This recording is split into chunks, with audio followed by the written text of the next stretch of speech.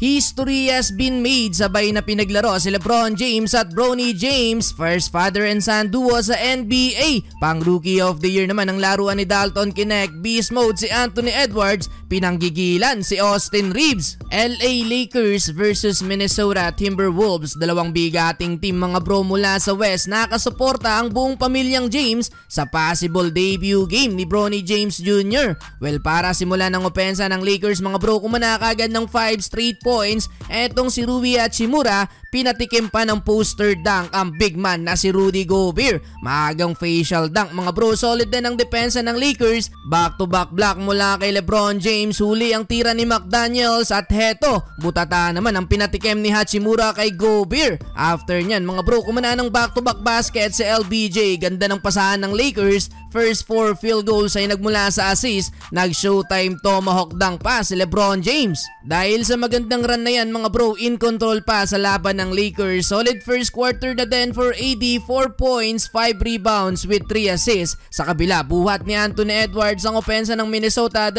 3 sa first quarter, pumakita pa ng hang time layup kontra kay Jackson Hayes. Total of 8 points para kay Ant-Man. Di pa kumakana mga bro etong si Julius Randle, bokya sa first quarter, pero etong si Donte DiVincenzo, 2 points with 3 assists, na baliktad pa ng Wolves ang laban matapos ang 5-2 run sa dulo, 23-22 end of first quarter. Second quarter, sa wakas nakuha na din ni Julius Randle ang kanyang first field goal mula sa wing 3-pointer, pero naisahan siya sa play na to ni LBJ at napag-commit ng offensive foul si Randle. Nakapagdala pa ng big run ng Lakers mga bro, pinasok na din ang rookie na si Dalton Knecht at assist ang kanyang unang stat. Gandang pasa para kay Jackson Hayes, two-handed slam dunk. Iwan naman ang depensa ni Mike Conley sa crossover move na to ni LBJ. 15-4 run by the Lakers. Di katagalan mga bro, naitala na din agad ng rookie ang kanyang first official point sa NBA. Unang bitaw sa 3, pasok kagad.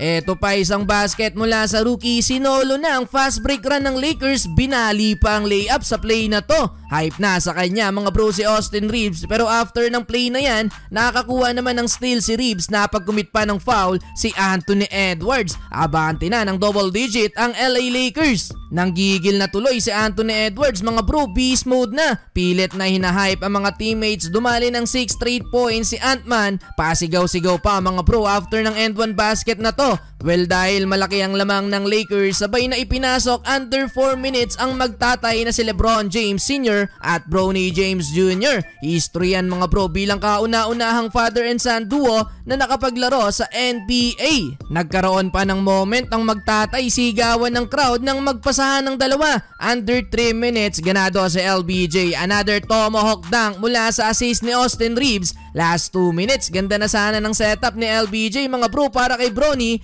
kaso mintis nga lang ang pull-up jumper. Well, saglit lang pinaglaro si Bronny, 3 minutes lang ang itinagal at nakapagtala ng isang rebound. Anthony Edwards mga bro, nakipagbiruan pa kay Austin Reeves, umambaba naman ng suntok. Well, natapos ang first half, lamang ng 13 points ang Lakers, 55-42. Entering the third quarter, sinimulan ni AD at LeBron ang opensa ng Lakers sa alley-oop play, pero heto na ang paghabol ng Minnesota, still led by Anthony Edwards, 3-pointer. Nakaisa na din mga bro si Donte DiVincenzo. Eto, Anthony Davis binaon sa limot ang easy basket na sana ni Rudy Gobert. Well, may double-double na si Anthony Davis with 10 rebounds, double figure na din sa quarter na to mga bro si Austin Reeves. Nangalabaw na under 4 minutes, sa ilalim si Anthony Davis, napasabit pa si Edwards and 1 basket, sabay may pag-angas pa sa kapwa teammate sa Olympics. Di nakabawi si Ant-Man. Kotang-kota na sa first game si AD with 25 points, 11 rebounds, kaso nabawian siya dito ni Edwards. In your face, pull-up jumper kontra kay AD,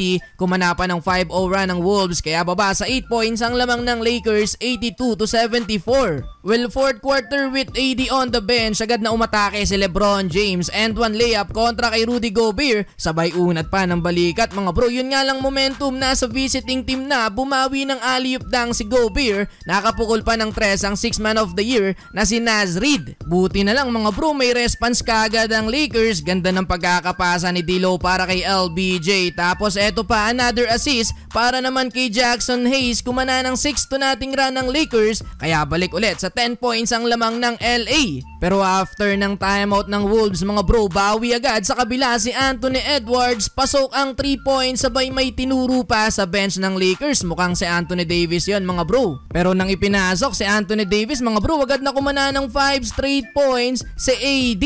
30-point game na para kay Anthony Davis. Timeout ulit ng Wolves after ng basket na to ni Hachimura. Humabol hanggang dulo ang Timberwolves mga bro, pero sa dulo kinulang ang visiting team. So uli, panalo ang Lakers sa likod ng 30-point double-double ni Anthony Davis.